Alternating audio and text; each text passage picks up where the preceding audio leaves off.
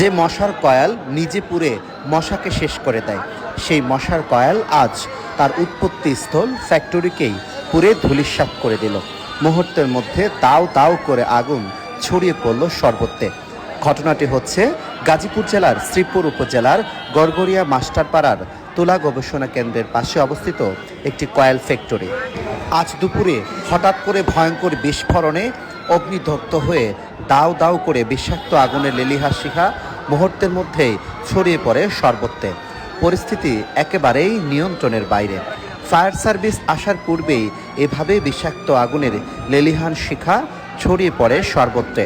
আগুন নিয়ন্ত্রণের জন্য ফায়ার সার্ভিসের সাথে যোগাযোগ করলে মুহূর্তের মধ্যে ফায়ার সার্ভিস এসে এখনও আগুন নিয়ন্ত্রণে আনতে পারছেন না। এতে করে আশেপাশের মানুষের মাঝে এখন আতঙ্ক, উৎকণ্ঠা, আবেগ। আশেপাশে শহরাঞ্চলে এমন আগুন লাগলে অন্যদেরও ভয় ও আতঙ্ক থাকাটাই স্বাভাবিক।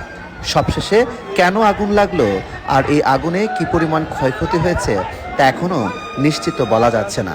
এখন শুধু একটাই কাজ, আগুন নিয়ন্ত্রণ করা, যেন কোনোভাবে আগুন অন্যত্রে ছড়িয়ে না পড়ে সেই চেষ্টায় চালাচ্ছে সাধারণ মানুষ, স্বেচ্ছাসেবী ও ফায়ার সার্ভিসের সদস্যরা। কিন্তু এই আগুনটা কেন লাগলো সে বিষয় নিয়ে এখনও স্পষ্ট কোনো জানা যায়নি। এখন শুধুমাত্র আগুন নিয়ন্ত্রণের জন্যই চেষ্টা করছে, কিন্তু কোনোভাবে যেন নিয়ন্ত্রণে আনতে পারছেন না। যত সময় যাচ্ছে ততই আগুনের গতি আরও বেড়ে চলছে।